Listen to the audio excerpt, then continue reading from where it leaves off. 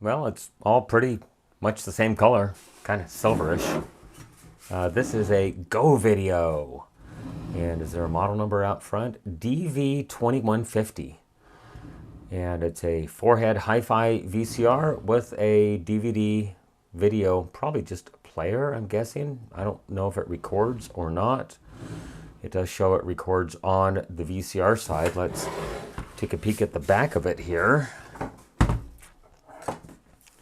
And let's see what we can come up with here. DVD player and video cassette recorder model DV2150. And then there is a serial number. And then over here are the outputs: DVD only component and a digital audio output. S-video out for the DVD only. That's interesting. And then composite video in and out with an antenna. It does actually have a tuner. Probably not an ATSC tuner, but probably just a standard NTSC tuner, if I had to guess. I'm not sure what's going on with this thing, so I'm going to go ahead and pause this. I'll pop the top off of it, and then we will resume. One moment. Okay, well, the top has been removed, and doesn't look familiar to me, which is odd. I've seen a lot of VCRs over the years. Let's go ahead and zoom in on this just a little bit and see if we can get any clues. Cylinder seems to spin okay. Daewoo. It's a Daewoo. At least the DVD drive is. Main filter cap over there for the power supply. Some of the other smaller filter caps back here, which look perfectly fine. Well, I guess we're going to have to apply power and see what it wants to do. Sweating to the oldies. Number 3, 1993. Deal Emil Corporation and Good Times Home Video. Oh, interesting. What was Deal Emil? I remember hearing something about that. So we'll zoom out just a little bit, try to get in the view, and we shall apply power. And it did something. That's a good sign. It obviously checked to see if the reels rotated, and they did. Power on. It does load the tape. That seems to be perfectly fine. What about play? Does it have a separate... Oh, well, there we go. Switch it to VCR, and we'll hit play. And it shows that it's playing. Although it seems to be moving very slow for an SP tape. I wonder if this is recorded in SLP. Approximately 60 minutes. That's not enough tape for a 60-minute tape. Isn't that interesting? Do we have any clues in the front? No, it does not tell me anything other than play in the front. Well, give me one moment. I'll get a capture device set up and we'll see if this thing makes pictures. One moment. Okay, so it is actually playing back the tape that was in it, and I've got to say, this thing is horribly produced. The colors are just mega oversaturated. It's like, who would produce a video like this? Well, let's go ahead and stop this, and we'll see if it will give it back. VCR eject. And it does seem to give it back. So let me find another tape that I can actually play in here. One moment. Get a couple things out of the way here. Okay, here's an SP tape.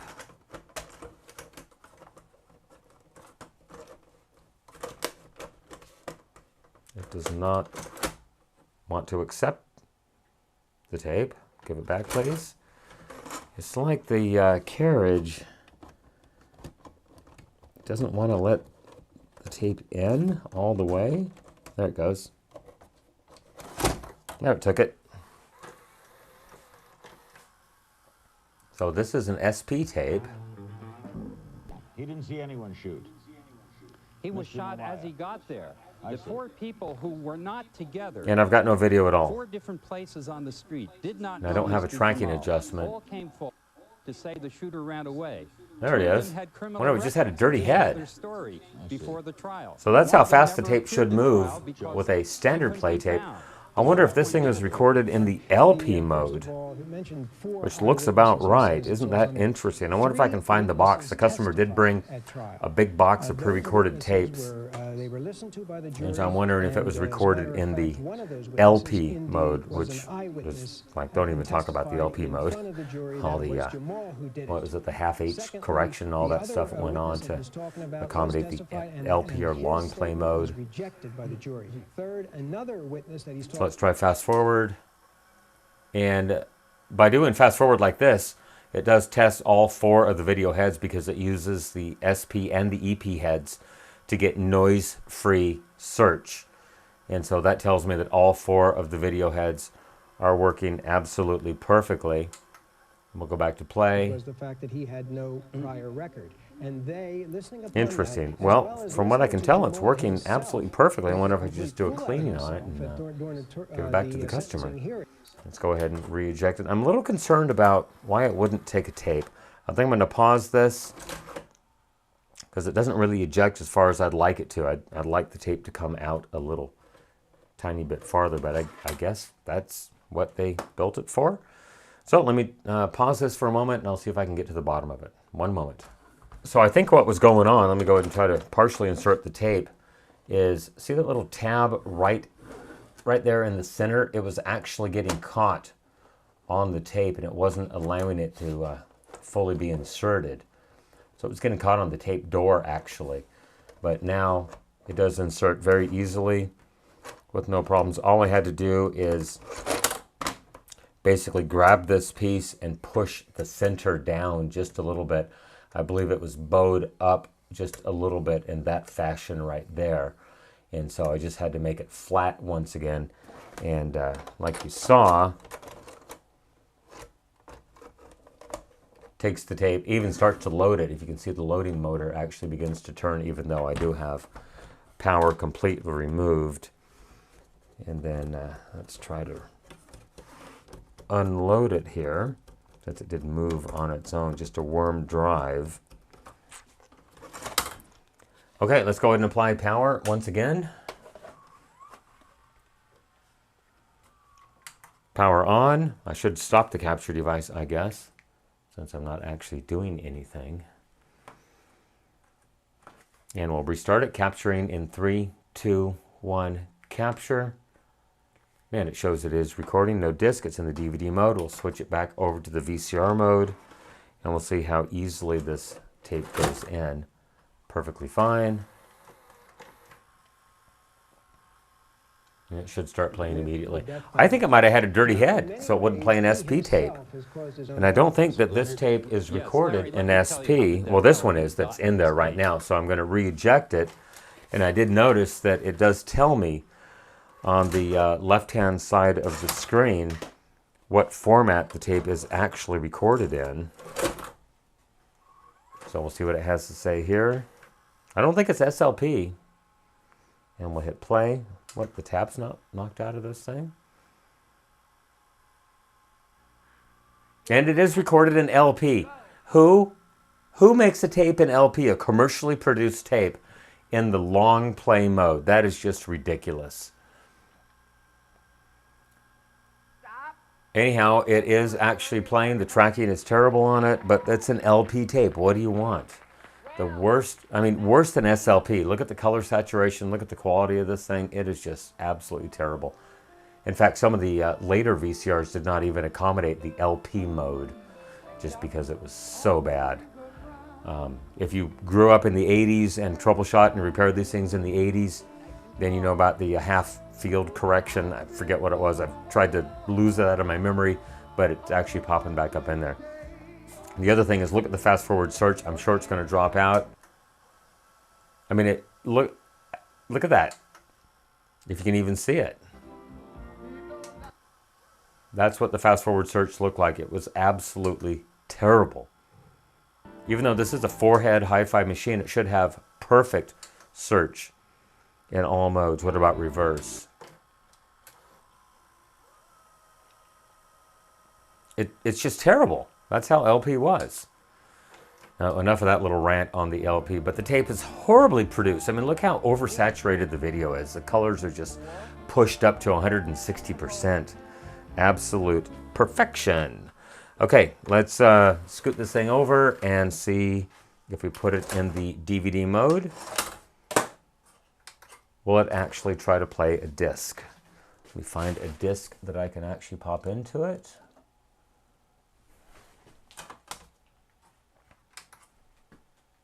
Obviously, oh, there it goes. Eject. I was going to say does not actually close. Well, so far so good. It's loading. It shows or says. It knows it's a DVD. Let's hit play. And the DVD actually does play a disc. That's great. So I'm thinking it just had a dirty head. I'll go ahead and give this thing a complete tape path cleaning. And I'll go ahead and try to clean the DVD optical pickup, which does have this little cover over it to keep it from getting dusty, although that really doesn't do much of a job whatsoever. Anyhow, that's it. I'll go ahead and do a quick cleaning and, like I said, DVD cleaning and ship this back to my customer. One moment. All right, so let's go ahead and clean the DVD pickup at this point. So I did go ahead and open the drawer. As you can see, it is fully open right there. And if I tip it up and just gently lift up on this little tab, there is the optical pickup right there. So what I'm going to do is just get some regular household glass cleaner, ammonia free, nothing with ammonia, because that'll strip the optical coating off of the optical pickup. So got a a cotton swab, just moistened with a little bit of ammonia free glass cleaner. No, you can't see it, but I'm just going to lift it up and very gently clean the optical pickup. Very, very gentle downward pressure. And I'm rotating the cotton swab at the same time. And then I'm going to take the dry end and just dry off the lens. And when we're done, we'll take a look at it real quickly.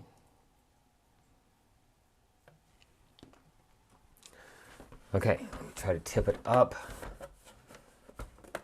It's a very awkward location, but it looks much cleaner than when we started, at least. Next, I'll go ahead and service the VCR mechanism.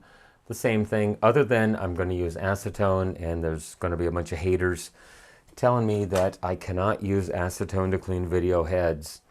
But once again, only been doing it since about 1982 or 1983. So I had a pretty good success rate, probably, if I had to guess, 99.999%. I think I might have damaged one or two along the way.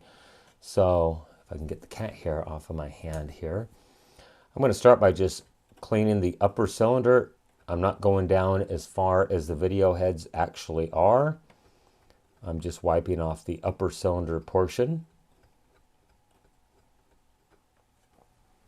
And I'm going to reapply a bit of fresh acetone. And for this, I'm going to use this portion of the cotton swab, just with barely any cotton on it.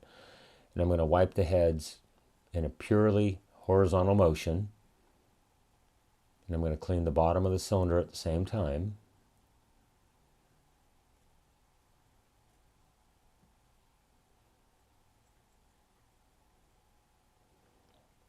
And I just want to give it a couple spins. Next, we'll clean the lower cylinder. So at this point, I'm keeping the video heads away from the cotton swab. I know my hand is in the way, but sorry about that. Okay, pretty happy with the results on that. Everything looks good.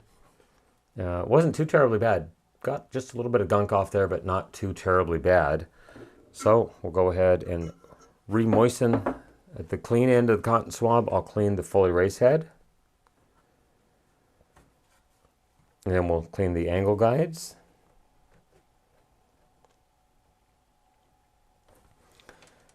And this supply roller. Basically just scrub up and down while rotating. This is the back tension arm. And then the exit angle guide.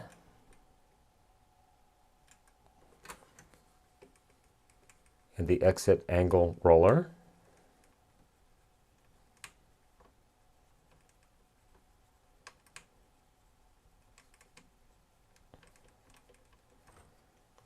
got a little bit of stuff off there. New cotton swab, fresh acetone on it. Clean the audio control erase head. So I know it's very hard to see right here, but as you look at the audio control erase head, that bottom portion, the silver portion, is the control track, and up here under this little flap is the audio head, and then the black part, the upper part, is the audio erase head, because when this thing records, it actually records a little bit of video onto the audio track. So for linear audio, it has to be erased, so you don't get this high frequency noise, especially noticeable in the SLP playback, not as much in the SP. Clean the capstan shaft, and then we'll clean the pinch roller, which is actually very, very clean. Basically just up and down scrubbing, and I'm rotating the pinch roller at the same time. You can see how much gunk came off of that. Let me try to get this a little more into view for you guys. Sorry about that. We'll do it one more time.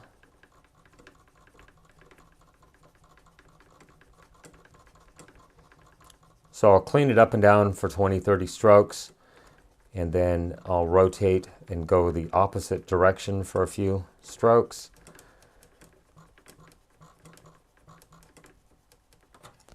It really wasn't that bad, but look how much more crud came off of that. Give you a close-up view of it there. Looks very good. The whole tape path looks perfect at this point. So we'll go ahead and power this thing back on. I have the power removed currently. Let me go ahead and move this over. I'm going to put the optical pickup back in the home position right there. Dewoo. We'll zoom back out. So as soon as I power this thing on, it should close the drawer and the mechanism should do a little bit of jogging. All right, power on. And it didn't try to close the drawer. We'll hit the power button on the front. And it did close the drawer. Very, very good. Let me get the capture device set back up here. I do have the video cables disconnected at the moment.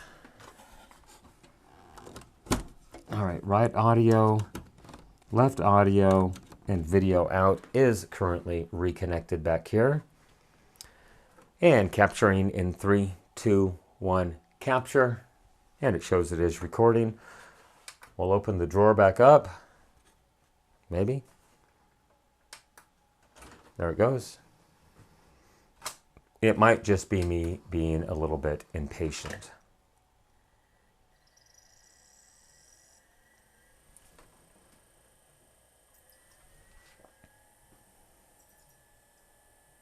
Okay, it did record, or it did show that it saw the table of contents. Ladies and gentlemen, it's pretty far. And look at that, playing perfectly. All right, stop. Switch it over to the VCR mode. And we'll pop a tape into it. There it goes, took it no problem. We'll hit play. Actually, it has the tab knocked out, so it plays automatically. And the video quality is really, really good for a VCR. It is recorded in SP. It was recorded on a very good, I think it was a Sharp four-head hi-fi stereo that I purchased brand new in 1997, I think. I actually still have that machine. Let's do the fast-forward test and make sure that all the heads are working. And they appear to be working perfectly because I get no noise in the playback. If I had a bad head, I would get noise. I wonder if I might have a SLP tape that I can play back. So let's go ahead and reopen this. I think this is probably SLP. I'm not sure though.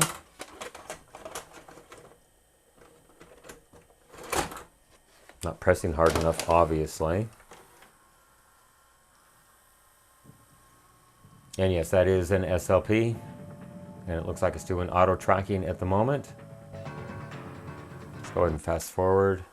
That's what I would expect for SLP. It cannot use the SP heads in SLP. It can only use the SLP heads because the SP heads are a little bit too wide to be used in SLP. But there it is, Playback, SLP, a little bit of noise. Maybe the auto track didn't finalize.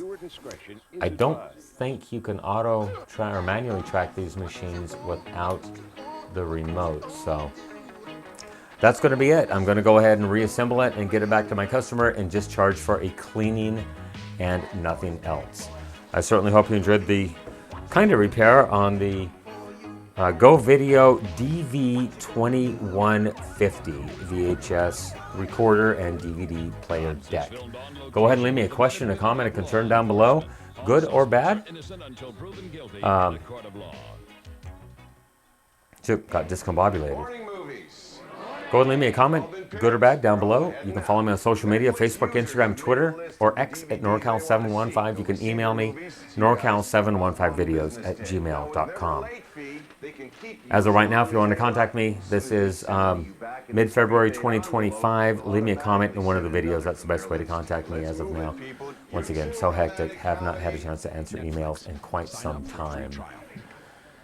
Remember, with your help, we can try to keep these things out of the landfill, out of the recycle bin, and out of the e-waste facility. Everyone, thank you for making it to the end of this video. I really, really appreciate it. Everyone have a great day. Once again, thank you so much for watching. Bye-bye. I miss you. I miss us. Take me back. I love you. It's true. Taco Bell's big, tasty grilled stuffed burrito with double the beef, 3 cheeses, and grilled to go. I mean, seriously. To get unbelievable taste for an unbelievable price, think outside the bun. In a place founded on tradition. What are they doing?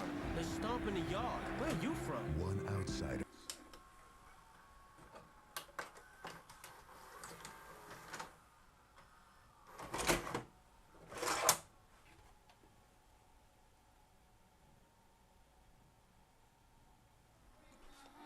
Okay, here we go. Capturing in 3, 2, 1, capture. And it shows it is recording.